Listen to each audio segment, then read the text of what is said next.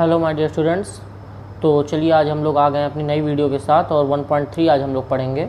और last video में आपको 1.2 कंप्लीट कर दी गई थी। तो जिन लोगों ने 1.2 नहीं सॉल्व की है वो फिर से 1.2 पे एक बार ध्यान दे लीजिए पिछली वीडियो में, ठीक है। जस्ट इसके पीछे वाली वीडियो है और इसकी पिछली वीडियो 1.2 कंप्लीट करने के बाद आप 1.3 पे आ जाओ और 1.3 पे हम लोग ध्यान देंगे। और इसके पहले कुछ बेसिक रूल्स, इसके इम्पॉर्टेंट टॉपिक्स को क्लियर करते हुए उसके बाद हम लोग चलते हैं अपनी एक्सरसाइज पर, ठीक है। तो सबसे पहले एक्सरसाइज 1.3 में मोस्टली जो इम्पॉर्टेंट थिंग्स आपको बताई गई वो रेशनल्स और इरेशनल्स के बारे में, ठीक है। वैसे बताने को तो ये बातें आप क्लास 9th में भी पढ़ ही चुके हो, रेशनल्स एंड इरेशनल्स।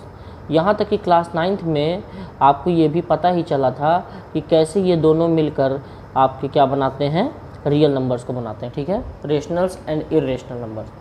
तो रेशनल नंबर्स के बारे में आप जानते हो कि the numbers which can be written in the form of p by q where q should not be equal to 0। p and q are integers but q should not be equal to 0। Whereas irrational numbers are those numbers which cannot be written in the form of p by q।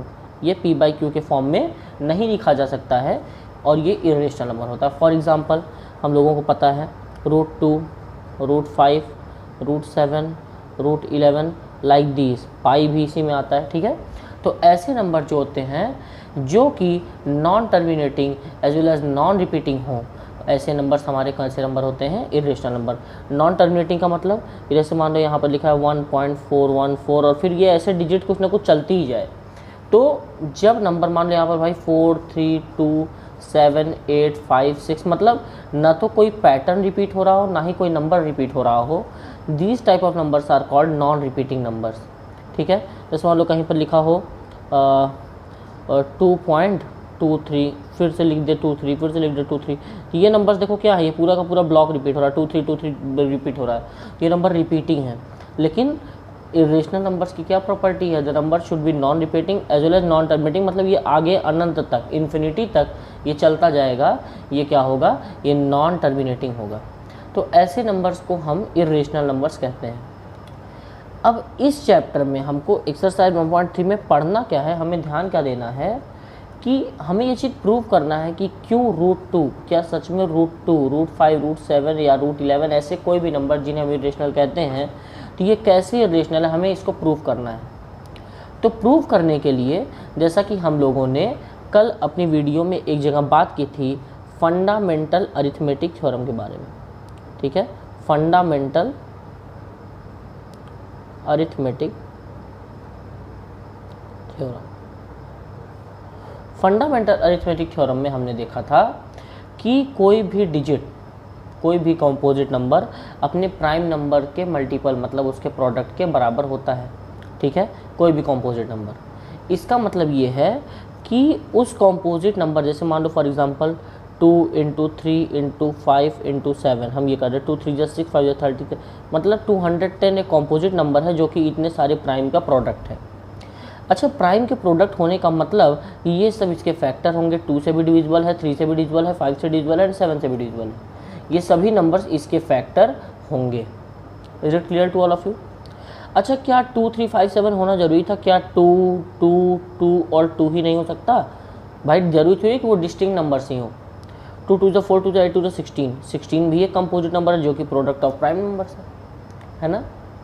अच्छा, इसका मतलब ये कि 16 को 1 2, 2 2, 3 2 या 4 2 ये सब मिलकर अकेला भी और ये सब मिलकर भी इसको डिवाइड कर सकते हैं। फंडामेंटल अरिथमेटिक थ्योरम के अकॉर्डिंग ओवरऑल यहाँ पर आपको ये बताया जाएगा कि अगर कोई नंबर, बात ध्यान से समझिएगा, अगर मान लो कि कोई एक नंबर ले लें हम, वो नंबर लेट कर लिया हमने b और दूसरा नंबर ले लें, उस नंबर को हमने लेट कर लिया a। अगर b डिवाइड कर सकता है a² को तो b a को भी डिवाइड कर सकता है, बात समझ में आई? या फिर अगर b a को डिवाइड कर सकता है तो b a² को भी डिवाइड करेगा, ये होता है, सॉरी, ठीक है। अगर b a को डिवाइड करता है तो b a² को भी डिवाइड करेगा, ठीक है। Sorry for the confusion.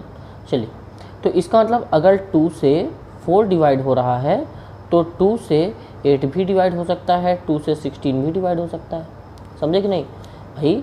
मान लो 3 को डिवाइड करके 1 लाता है, तो 3 3 के स्क्वायर को भी डिवाइड कर सकता है, 3 3 के क्यूब को भी डिवाइड कर सकता है कि नहीं कर सकता भाई? इन सब में भी 3 3 ही तो है। तो बस यही आपको मेनली आपको फंडामेंटल अरिथमेटिक थ्योरम में ये चीज़ आपको समझनी है, ठीक है। इसकी हेल्प से हम अभी इन क्वेश्चंस में कुछ काम करेंगे और 1.3 एक्सरसाइज को हम इजी बनाएंगे इन सब थ्योरम्स की मदद से। अब जो most important theorem of this exercise है वो है, उसे हम लोग कहते हैं कॉन्ट्राडिक्शन मेथड। उसको नाम दिया गया कॉन्ट्राडिक्शन मेथड।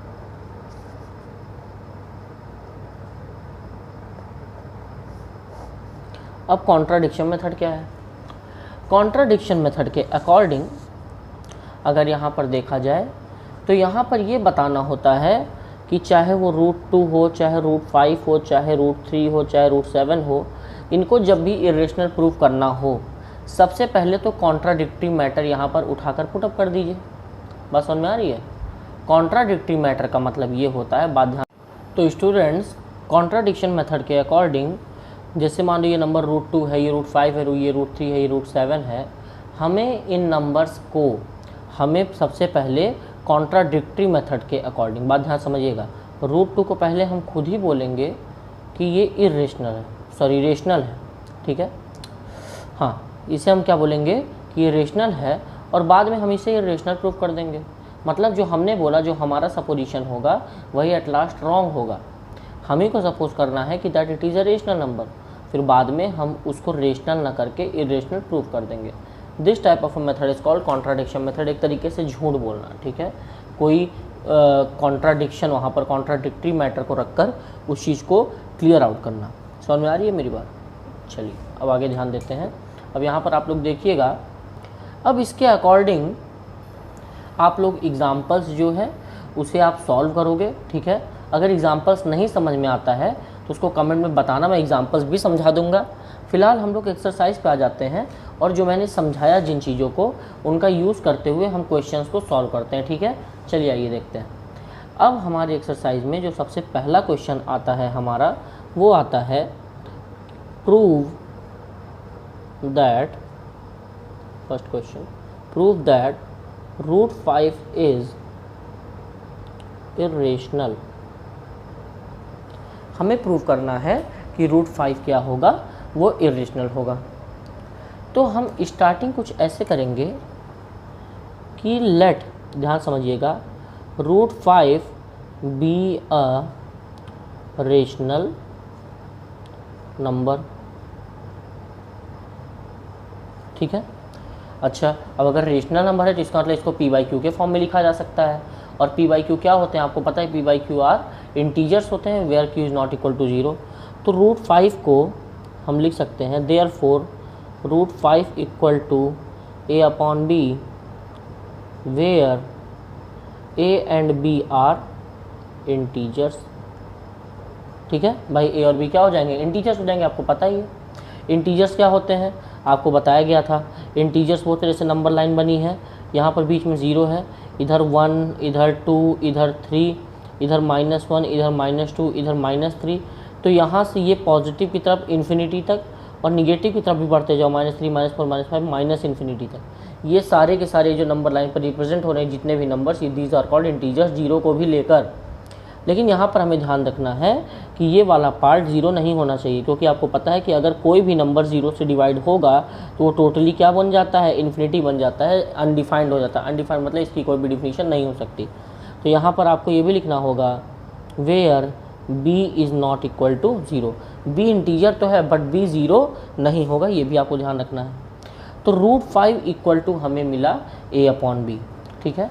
अब आगे देखें तो √5 इक्वल टू a/b को, मतलब अगर इसको इक्वेशन नंबर फर्स्ट मान लें तो और करके इसको लिख सकते हैं b√5 इक्वल टू a। पूछोगे कैसे भाई? b यहाँ डिवाइड में था, इधर चला गया मल्टीप्लाई में, b√5 और इधर क्या बचा? a बचा, ठीक है। तो b√5 इक्वल टू a, इतना मिला हमें। अब इसको फर्दर सॉल्विंग के लिए हम क्या करेंगे? स्क्वायरिंग बोथ साइड्स कर देते हैं, ठीक है। दोनों साइड को जब स्क्वायर करेंगे तो हमें क्या मिलेगा? b√5 का whole square equal to a square. b√5 का होल स्क्वायर मतलब b स्क्वायर, सबसे पहले b का स्क्वायर होगा 5 और √5 का स्क्वायर क्या हो जाएगा? 5, भाई बी स्क्वायर का क्या हो जाएगा, फाइव कह रहा हूँ, बी के होल स्क्वायर का क्या हो जाएगा, बी स्क्वायर हो जाएगा। भाई बी अंडर रूट 5 का होल स्क्वायर है, तो बी स्क्वायर क्या हो जाएगा यहाँ पर, बी स्क्वायर, और रूट 5 का स्क्वायर क्या हो जाएगा, 5 हो जाएगा। ठीक है भाई, रूट 5 का स्क्वायर आपको ये चीज़ें छोटी क्लास से ही बताई गई हैं कि जब कोई भी अंडर रूट वाली चीज़ वो 2 बार मल्टीप्लाई हो जाती है तो ये क्या हो जाता है, 5 हो जाता है। मतलब कि चाहे ये रूट 2 इंटू रूट 2 होता तो 2 हो जाता, रूट 3 इंटू रूट 3 होता तो 3 हो जाता, रूट 4 इंटू रूट 4 होता तो ये 4 हो जाता।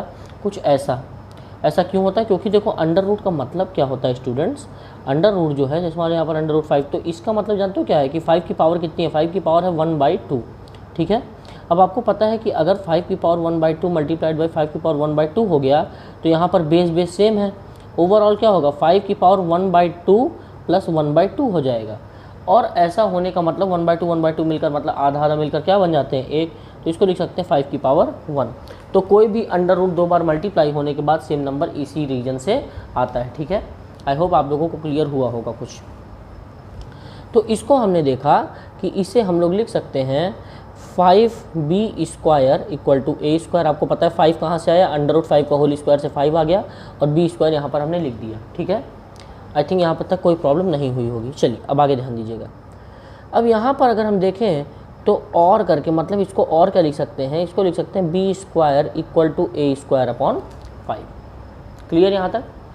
अच्छा, यहाँ से पता क्या चलता है, हाँ सॉरी, वेरी सॉरी, मैं यहाँ पे आपको एक चीज़ और बताना भूल गया। Where a and b are integers हमें नहीं लेना था, वेरी सॉरी, हमें a एंड b को को प्राइम्स लेना था। ठीक है, को प्राइम्स। अच्छा ध्यान दीजिए, को प्राइम्स क्यों लेना था, इंटीजर्स क्यों नहीं।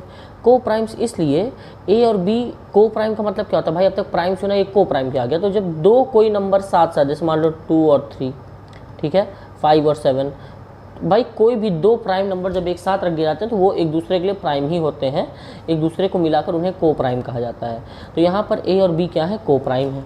को प्राइम मतलब a भी प्राइम नंबर है और b भी प्राइम नंबर है।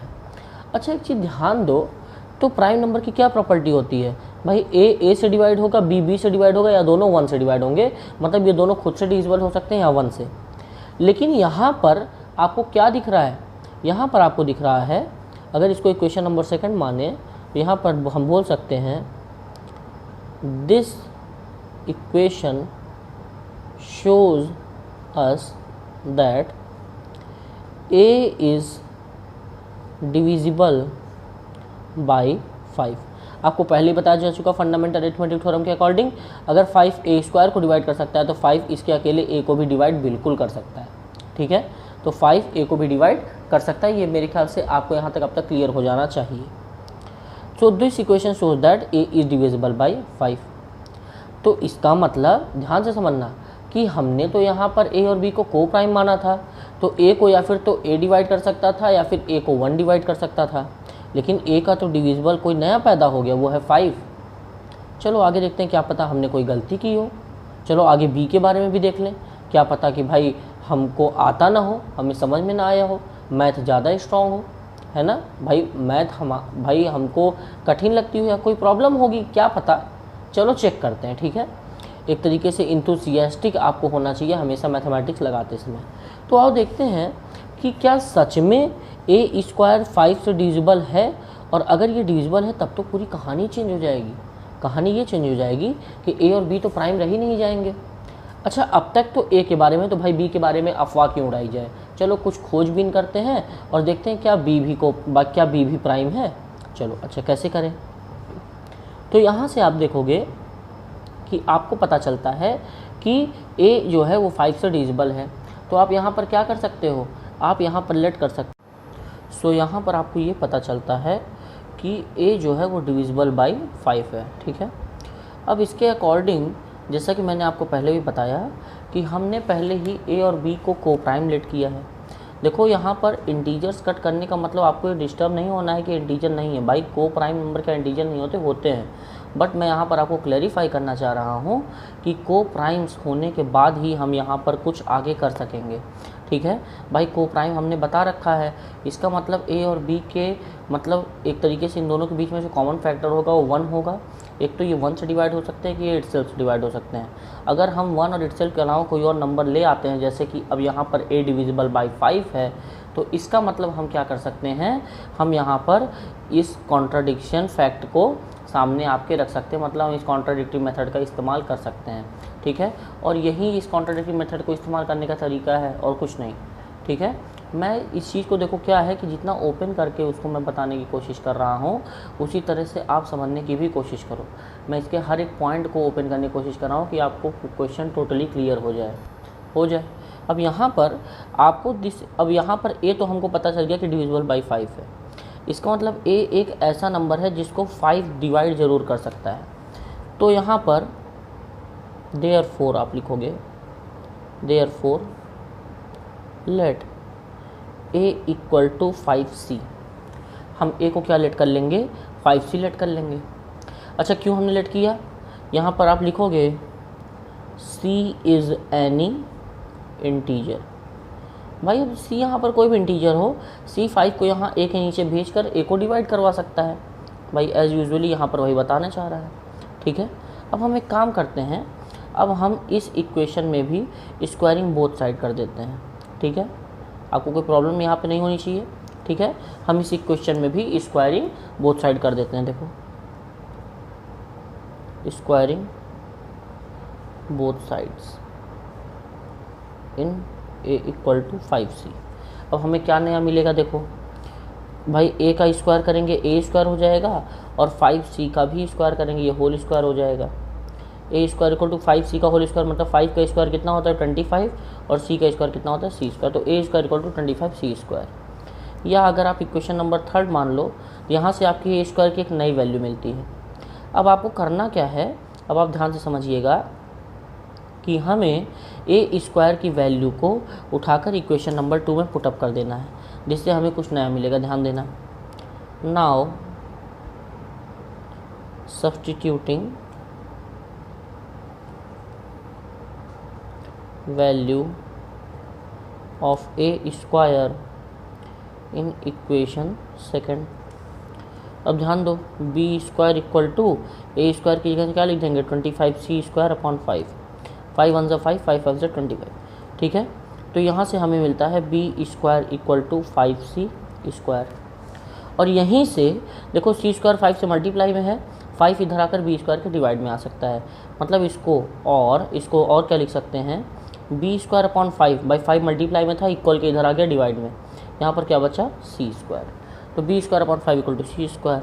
ठीक है, अब इससे आपको क्या समझ में आया, भाई यही सेम चीज़ यहाँ पर भी हुई थी, a square was divisible by 5 और इस बार b square is divisible by 5। इसको अब हम लोग क्लियरली क्या लिखेंगे, दिस शोज दैट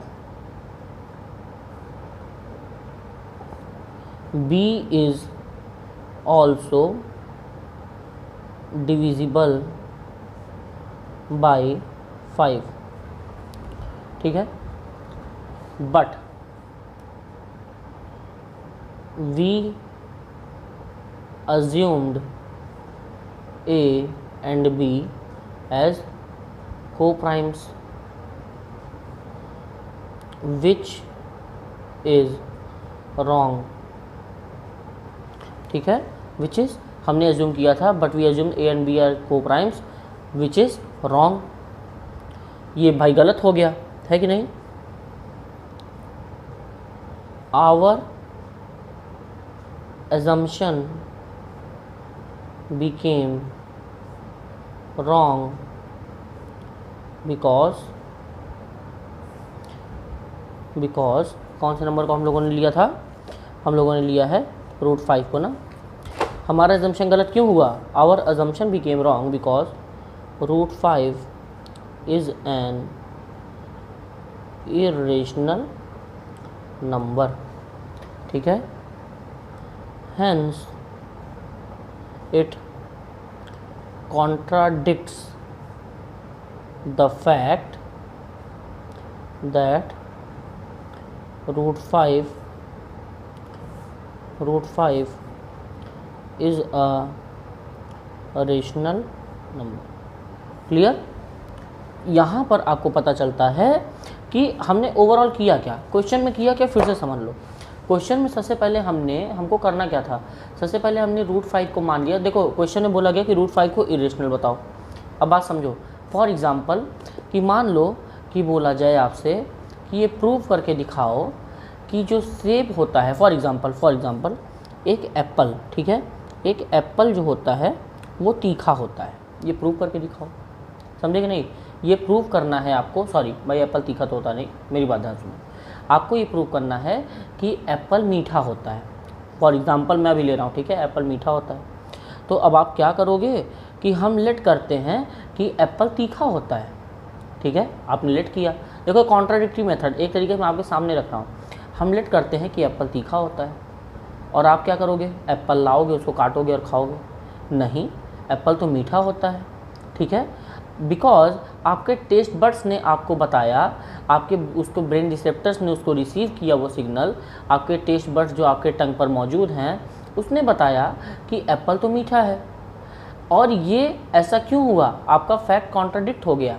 आपने फैक्ट क्या लिया था कि एप्पल तीखा होता है, पहले आपने एप्पल को तीखा माना और फिर आपके टेस्ट बड्स ने आपको उसका प्रूफ दिया कि नहीं नहीं भाई साहब, एप्पल मीठा होता है। भाई मीठा खट्टा उसमें मत जाओ, एसिडिक होता है क्या होता है वो सब अलग बात है। बट एक तरीके से कॉन्ट्राडिक्शन यही है कि √5 को इरेशनल प्रूफ करने के लिए बोलता तो है, लेकिन हम कॉन्ट्राडिक्टरी मेथड से √5 को रेशनल नंबर मानते हैं। सबसे पहले √5 को हम क्या मानते हैं, वो एक रेशनल नंबर है। और रेशनल नंबर किस फॉर्म में लिखा जा सकता है, p/q के फॉर्म में। तो हमने भी लिख दिया इसको a/b, जहाँ पर a और b दोनों के दोनों को प्राइम्स हैं या इंटीजर्स हैं, जिसमें b should not be equal to 0 होना चाहिए। मैंने यहाँ पर आपको इंटीजर्स के बारे में ही बताया। अब उसके अकॉर्डिंग √5 इक्वल टू a/b लिखा जा सकता है, या फिर b डिवाइड में है, इधर भेजकर मल्टीप्लाई कर लिया तो b √5 इक्वल टू a लिखा जा सकता है। स्क्वायर करने के बाद हमें मिलता है 5b² इक्वल टू a², या हम b² को अकेला करके इस 5 को a² के नीचे भेज सकते हैं, जो कि हमने यहाँ पर किया, ठीक है। और यहाँ से पता चला कि a² को डिवाइड करता है 5, और आपको पता है फंडामेंटल अरिथमेटिक थ्योरम के अकॉर्डिंग अगर कोई भी नंबर किसी नंबर के स्क्वायर को डिवाइड करता है मतलब उस नंबर को भी डिवाइड करेगा। यहाँ पर मैंने उस चीज़ को क्लैरिफाई कर दिया। इससे पता चला कि a तो प्राइम नंबर नहीं है। अब बचा बेचारा b, तो b के लिए हमने क्या किया, a को 5c के इक्वल लेट कर लिया, क्योंकि हमें पता है कि a इज डिविजिबल बाई 5। अगर a 5 से डिविजिबल है तो 5 के साथ आप किसी भी नंबर को मल्टीप्लाई कर दोगे, उसका कोई मतलब नहीं। वहाँ से 5 निकाल के जब भी a के नीचे भेजोगे, भाई a पहले से डिविजिबल बाई 5 है। Is it clear to all of you? ठीक, अब a की एक वैल्यू मिलती है यहाँ से 5c, और हम इसको भी स्क्वायरिंग बोथ साइड कर देते हैं, a² इक्वल टू 5c², जिससे हमें मिलता है a² equal to a² equal to 25c²। Equation number 3। अब हम a² की वैल्यू उठाकर हम यहाँ पर सब्स्टिट्यूट कर देते हैं, ठीक है, a² की जगह पर। और यहाँ पर जब a² की जगह वैल्यू को सब्स्टिट्यूट किया तो हमें पता चला कि b² भी डिविजिबल बाई 5 है, और अगर b² डिविजिबल बाई 5 है इसका मतलब b भी डिविजिबल बाई 5 होगा। इससे पता क्या चला भैया, शुरू में तो तुमने क्या माना कि a एंड b आर को प्राइम और इंटीजर्स, और पता क्या चलता है कि a एंड b को प्राइम है ही नहीं, a एंड b 1 से भी डिविजिबल थे और खुद से भी डिविजिबल थे, साथ ही साथ a एंड b 5 से भी डिविजिबल है। यहीं पर फैक्ट कॉन्ट्राडिक्ट हो जाता है, और ओवरऑल आपको यहाँ पर ये क्लियरिटी मिल जाती है कि a और b कैसे नंबर्स हैं। भाई a एंड b नहीं, sorry very sorry, a and b जब को प्राइम नहीं मतलब वो प्राइम, भाई ओवरऑल वो कंपोजिट नंबर्स हैं, तो ये फैक्ट यहाँ पर गलत माना जाएगा, जिससे पता चलेगा कि √5 एक रेशनल नहीं, √5 एक इरेशनल नंबर है, और वही हमें प्रूव करना था। Is it clear to all of you? चलिए सेकंड क्वेश्चन की तरफ बढ़ते हैं। अगर अभी भी नहीं समझ में आया तो इसको कमेंट में जरूर पूछ लेना, ठीक है। सेकंड क्वेश्चन की तरफ अगर आप देखोगे तो आपको यहाँ पर दिखता है प्रूव दैट 3 + 2 √5 इज़ इरेशनल, ठीक है। यहाँ पर आपसे पूछा गया कि 3 + 2 √5 जो है वो इरेशनल है। तो फिर से हम लोग कौन से मेथड, कॉन्ट्राडिक्शन मेथड को अप्लाई करेंगे और यहाँ पर लेट करेंगे, let 3 + 2 √5 is a rational number, ठीक है, ये रेशनल नंबर है। तो हम इसे क्या करेंगे, 3 + 2 √5 is equal to a/b, where a, b are integers and co-primes, b is not equal to 0। ये सारी प्रॉपर्टी हमने लिख दी। अब आगे इसको सॉल्व करने की कोशिश की जाए, ठीक है। तो हम देखेंगे, इसको लिख सकते हैं 2√5 equal to a upon b. 3 यहाँ प्लस में है, इधर जाकर माइनस में हो जाएगा, ठीक है। 2√5 अकेला हो गया। इसे और क्या लिख सकते हैं, 2√5 इक्वल टू बी, और यहाँ पर कुछ नहीं तो यहाँ पर क्या ले लेते हैं 1। भाई देखो जिस डिजिट के डिनोमिनेटर में कुछ नहीं होता उसमें क्या ले लेते हैं 1 ले लेते हैं। बी और 1 का एलसीएम क्या हो जाएगा, बी हो जाएगा। आप खुद सोचिए, जैसे 2 और 1 का एलसीएम क्या होता है, 2 1 जा 2 और यहाँ पर 1 2 आता है। उसी तरह बी और 1 का एलसीएम क्या हो जाएगा, बी से बी 1 जा बी और यहाँ पर 1, तो बी आएगा, ठीक है।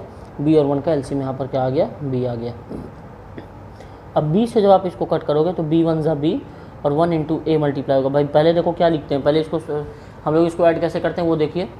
तो बी 1 जा बी, पहले डिनोमिनेटर से इसको डिवाइड करते हैं, यहाँ पर आया 1 और मल्टीप्लाई कर देते हैं न्यूमरेटर को ए।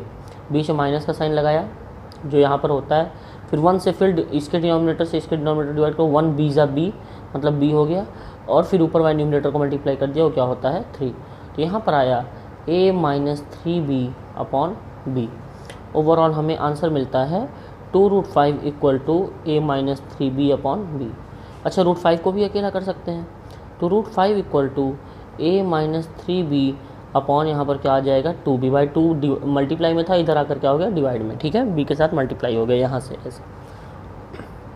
इससे पता क्या चल रहा है, पता ये चल रहा है कि √5 अगर इस अकॉर्डिंग देखें, ठीक है, this shows that √5 is a rational number, ठीक है। भाई ये तो यही दिखाना चाह रहा है कि √5 क्या है, रेशनल नंबर है, और हमने लेट भी किया था, ठीक है। बट क्या ये सही होगा, दिस कॉन्ट्राडिक्ट्स। अब यहाँ पर आप लिख सकते हो बट दिस, क्योंकि हम लोग जानते तो हैं कि √5 एक रेशनल नंबर है, but this contradicts the fact that √5 is irrational. भाई ये फैक्ट गलत साबित हो रहा है ना यहाँ से, √5 इज इरेशनल। अब यहाँ पर हम लिख सकते हैं दिस कॉन्ट्राडिक्शन, ये जो गलती हुई या फिर ये जो मतभेद आया क्यों आया, this contradiction occurred because of our wrong assumption.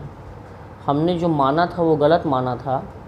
क्या गलत मान लिया था, दैट 3 + 2√5 इज़ रेशनल। अच्छा क्या गलती कर दी भैया हमने इसमें, हमने गलत यहाँ पर क्या लेट ऐसा कर लिया जो हमें ये सब बवालबाजी करनी पड़ी। देखो तो मैं आपको रूल बता दूँ, कुछ रूल्स ये थे, क्लास 9 में आपको बताया गया था कि किसी भी इरेशनल नंबर, ठीक है, और रेशनल नंबर का जो डिफरेंस होता है, मतलब इरेशनल में से रेशनल को माइनस करो या इरेशनल और रेशनल को प्लस करो, हमेशा जो आंसर मिलेगा वो इरेशनल ही मिलेगा, ठीक है। उसी जगह इरेशनल को, ठीक है, मल्टीप्लाई मतलब प्रोडक्ट भी किसी रेशनल के साथ करो। बस इतना ध्यान दो कि जो रेशनल हो वो नॉन ज़ीरो रेशनल नंबर हो, ठीक है, नॉन ज़ीरो रेशनल नंबर होना चाहिए। इरेशनल को रेशनल के साथ मल्टीप्लाई करेंगे तो भी हमें जो नंबर मिलेगा वो क्या मिलेगा, इरेशनल ही मिलेगा। तो यहाँ पर था क्या, यहाँ पर भी तो यही था कि √5 तो हमें पता है क्या है, √5 हमें पता है कि वो इरेशनल है, लेकिन 2 क्या है, रेशनल है। √5 × 2 हुआ, यहाँ से इरेशनल आ गया, ये वाला पार्ट इरेशनल हो गया। अब इरेशनल को रेशनल के साथ फिर ऐड करना है तो भी ये टोटल क्या हो जाएगा, इरेशनल हो जाएगा। तो ओवरऑल हमारा कॉन्ट्रडिक्शन जो हमारा एजम्पशन है वो यहीं से गलत होता है, क्योंकि हमने इसको इरेशनल लेट कर दिया था, रेशनल लेट कर दिया था, जो कि इरेशनल है। इरेशनल नंबर में किसी भी रेशनल को multiply, non zero rational number का मल्टीप्लिकेशन, साथ ही साथ किसी भी रेशनल नंबर को ऐड या सब्ट्रैक्ट करना इरेशनल ही आता है। ये आपको यहाँ पर ध्यान रखना होगा, ठीक है। आई होप आप लोगों को ये क्वेश्चन क्लियरली समझ में आ गया होगा। चलिए हम लोग अपने अगले क्वेश्चन की तरफ बढ़ते हैं। अब इस क्वेश्चन पे ध्यान दीजिए, तो हम लोग इस क्वेश्चन का इस क्वेश्चन का फर्स्ट और थर्ड पार्ट सॉल्व करेंगे, ठीक है, और सेकंड आपको मुझे होमवर्क में करके दिखाना है, ओके। आप लोग उसको कमेंट में भी सेंड कर सकते हो और व्हाट्सएप ग्रुप पे भी आप कर सकते हो, ठीक है, एज यू विश, आपको जैसा बेटर लगे। लेकिन उसको फर्स्ट क्वेश्चन करते ही वीडियो को पॉज करना, और वीडियो को पॉज करते ही सेकंड क्वेश्चन मुझे तुरंत सेंड करना, ठीक है। Second question mean the second part of this question, ठीक है। थर्ड का first part I am going to solve and I also solve the third part, you have to solve and send it to me the second part of this question.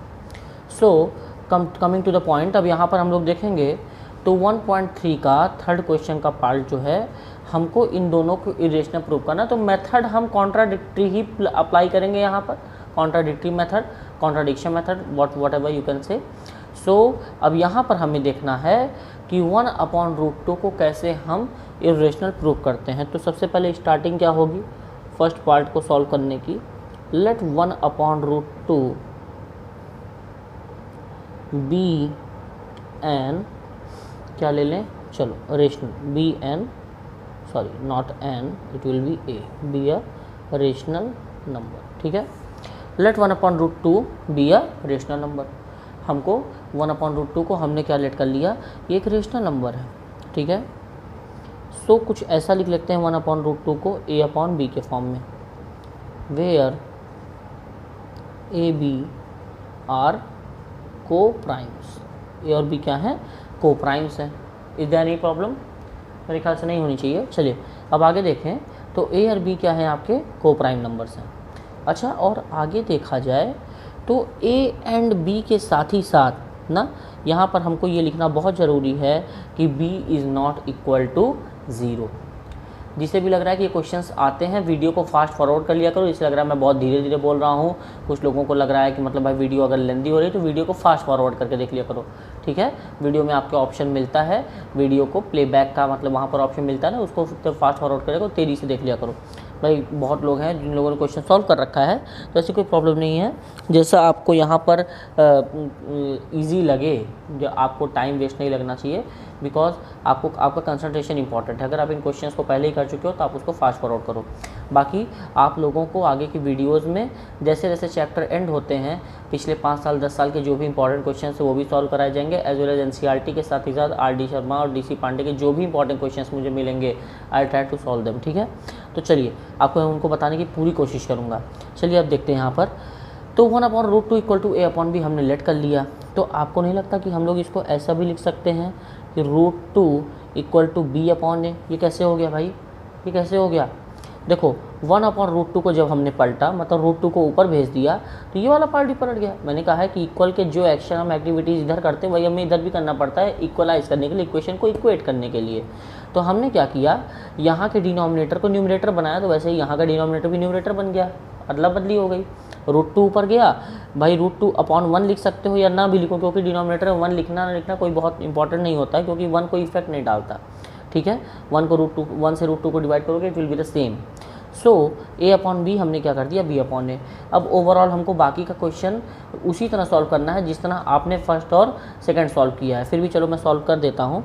अब यहाँ पर हम क्या करेंगे, √2 equal to b/a हमें मिला, तो इसे क्या लिख सकते हैं, और b इक्वल टू, भाई a जाकर मल्टीप्लाई हो जाएगा यहाँ पर √2 में, भाई b यहाँ रह जाएगा और a √2 में मल्टीप्लाई हो जाएगा। इसको इक्वेशन नंबर फर्स्ट मान लेते हैं, और इसको क्या करते हैं हम लोग, स्क्वायरिंग बोथ साइड्स। हम इसे बोथ साइड स्क्वायर करेंगे तो हमें क्या मिलेगा, इधर तो b स्क्वायर हो जाएगा, इधर a का स्क्वायर a स्क्वायर हो जाएगा, और √2 का स्क्वायर मैंने क्या बताया था, जब भी रूट वाली कोई भी डिजिट का स्क्वायर हो या फिर रूट वाली कोई भी सेम डिजिट मल्टीप्लाई हो रही हो, तो वो उसका जो नॉर्मल डिजिट होती है वही उसका आंसर आ जाता है, मतलब कि विदाउट रूट जो डिजिट होती है वही उसका आंसर होता है। तो यहाँ पर √2 का स्क्वायर क्या आ जाएगा, 2 आ जाएगा, ठीक है। तो हमें क्या मिला, थोड़ा क्लियरली लिख देता हूँ, b स्क्वायर इक्वल टू हमें क्या मिलता है, 2a स्क्वायर। इससे पता क्या चलता है, इससे पता ये चलता है कि अगर a स्क्वायर को अकेला करें तो 2 आ जाता है b स्क्वायर के नीचे। इससे क्या पता चला आपको, this shows that b is divisible by 2। b क्या है, 2 से डिविजिबल। भाई आपको मैंने पहले बताया according to fundamental arithmetic theorem, ठीक है। फंडामेंटल अरिथमेटिक थ्योरम के अकॉर्डिंग अगर 2b स्क्वायर को डिवाइड कर सकता है तो 2b को भी डिवाइड कर सकता है। Is it clear to all of you? चलिए अब यहाँ से हम लेट कर लेंगे, therefore let b equal to 2c। ऐसा क्यों किया भाई, c is any integer, c को कोई भी एक इंटीजर मान लेते हैं। आपको पता है सी कोई भी इंटीजर हो, 2 तो बी को डिवाइड कर ही सकता है, तो 2 यहाँ पर आ जाएगा, बी को डिवाइड कर देगा, इसलिए हमने बी को 2c माना, ताकि अगर सी को हटा दे 2 यहाँ इसके नीचे आ जाएगा, ठीक है, इसलिए हमने ऐसा किया। अब एक काम करते हैं, इसे भी एक स्क्वायरिंग बोथ साइड कर लेते हैं, ठीक है, squaring the equation b equal to 2c से क्या मिलेगा, b का स्क्वायर b स्क्वायर, 2 का स्क्वायर 4 और c का स्क्वायर c स्क्वायर, ठीक है। इससे आपको एक b स्क्वायर की एक वैल्यू मिलती है। अगर आप इसको इक्वेशन नंबर 2 लेट करो तो आपको b स्क्वायर की एक और वैल्यू मिलती है, ठीक है, और इसको आप इक्वेशन नंबर 3 लेट कर लो। नाउ सब्स्टिट्यूटिंग वैल्यू ऑफ 2 इन 3, भाई 3 को 2 में पुट कर दो या 2 को 3 में, भाई 2 में b स्क्वायर की वैल्यू क्या है 2a स्क्वायर, तो b स्क्वायर की जगह उठाकर 2a स्क्वायर थर्ड में लाकर रख दो। यहाँ पर लिखोगे वी गेट, हमें क्या मिलता है b स्क्वायर की जगह 2a स्क्वायर और दूसरी तरफ क्या हो जाएगा 4c स्क्वायर, ठीक है। भाई b स्क्वायर की जगह 2a स्क्वायर कहाँ से आया, इक्वेशन नंबर 2 में देखो b स्क्वायर को 2a स्क्वायर यहाँ पे आया था, तो मैंने b स्क्वायर की जगह 2a स्क्वायर लिख दिया, इक्वल टू यहाँ पर पहले से ही 4c स्क्वायर है।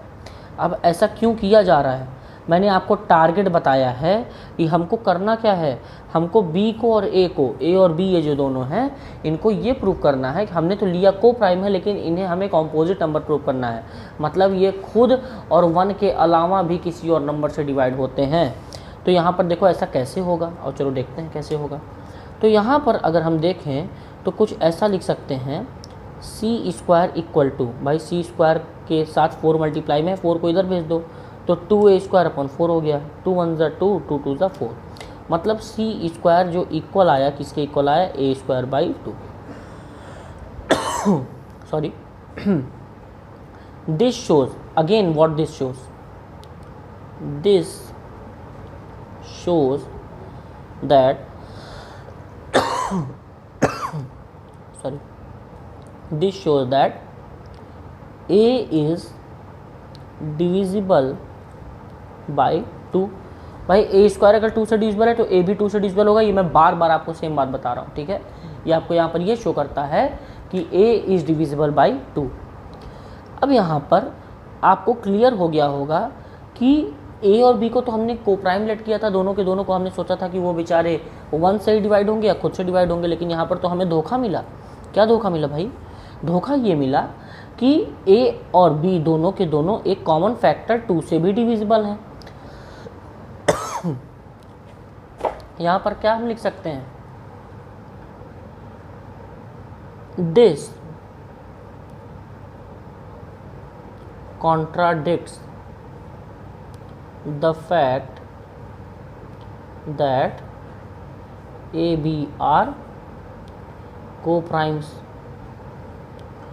अब साथ में लिखोगे ऐसी गलती क्यों हुई, this contradiction occurred because of our wrong supposition। ऐसा कॉन्ट्रोडिक्शन क्यों हुआ, क्योंकि हमने अपना सपोजिशन गलत किया। Because of our wrong supposition that 1/√2 is a rational number. ऐसी गलती भैया क्यों हुई कि ऐसा काम तो तुम्हें करना ही नहीं चाहिए था, पहले कोई नहीं बताएगा, बाद में जब गलती हो जाएगी तो बताएंगे। तो यहाँ पर जब सब कुछ इतना लंबा हमने सॉल्व कर लिया तो हमें पता चलता है ओ कि ये कॉन्ट्राडिक्ट करता है फैक्ट को कि ए और बी क्या है, कोप्राइम्स हैं, कोप्राइम नहीं है वो। और ऐसा क्यों हुआ, दिस कॉन्ट्राडिक्शन अकर्ड बिकॉज, क्योंकि आवर रॉन्ग सपोजिशन, हमने सपोजिशन गलत किया था कि 1/2 एक रेशनल नंबर है। हेंस इट इज़ प्रूव्ड, क्या प्रूव होता है, that 1/√2 is an irrational number. I hope आपको क्लियर हो गया होगा। चलिए अब हम लोग इसी के सेकंड पार्ट की तरफ बढ़ते हैं, आई मीन थर्ड पार्ट की तरफ बढ़ते हैं, ठीक है, सेकंड नहीं थर्ड पार्ट की तरफ बढ़ते हैं। और थर्ड पार्ट क्योंकि सेकंड आपको सॉल्व करके भेजना है, ठीक है, उसे मुझे जल्दी से जल्दी वीडियो देखते ही फर्स्ट क्वेश्चन के बाद पॉज करो और सेकंड मुझे तुरंत सॉल्व करके पहले सेंड करो, ठीक है। मैं तब तक के लिए वेट कर रहा हूँ, वेट क्या कर रहा हूँ मैं, क्यों वेट करूँगा, वीडियो पॉज करो, वेट ही कर रहा हूँ, ठीक है। चलो अब यहाँ पर ध्यान दो, तो अब यहाँ पर फिर से हम वही काम करेंगे, लेट 6 + √2 इज़ क्या, अब तक तो मेरे ख्याल से याद ही हो गया होगा यार, है ना। लेट 6 + √2 इज़ रेशनल नंबर, 6 + √2 को रेशनल नंबर माना, therefore 6 + √2 = a/b, where a b क्या हैं, आर इंटीजर्स, ए और बी क्या हैं, फिर से इंटीजर्स हैं, एंड को प्राइम्स ऑल्सो, को प्राइम ही मान लो, एंड बी क्या है, 0 के बराबर नहीं है। ये प्रॉपर्टीज़ हैं। चलो इसे आगे सॉल्व करें। It can also be written as, इसे और कैसे लिखा जा सकता है, देखो 6 + √2 है तो √2 को अकेला करो ना, 6 प्लस में है उधर भेज दो माइनस में, a/b -6, 6 के नीचे कोई नहीं तो एलसीएम ले लो 1 तो √2 = b और 1 का एलसीएम क्या हो जाएगा, b यहाँ पर 1 और 1 a से मल्टीप्लाई किया, -1 से b को डिवाइड करोगे तो यहाँ क्या हो जाएगा b, और b को 6 से किया तो क्या हो गया 6b।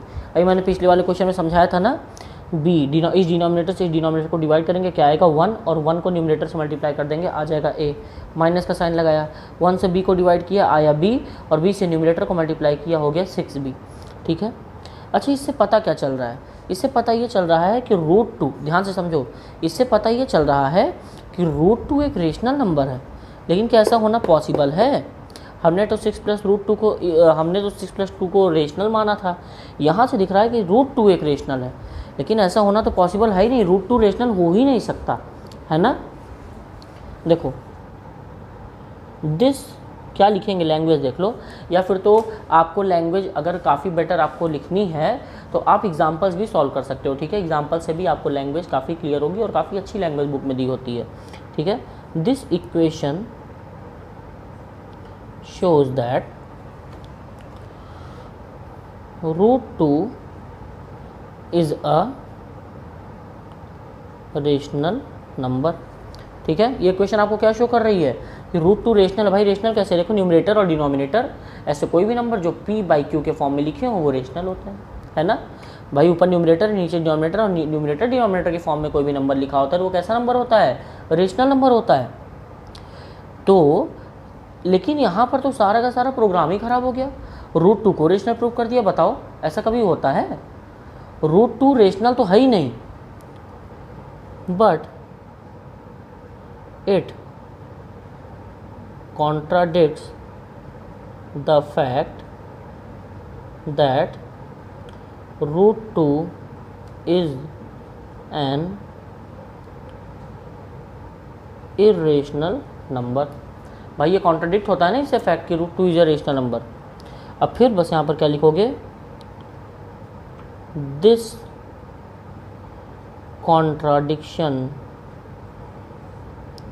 occurs or occurred because of our wrong supposition।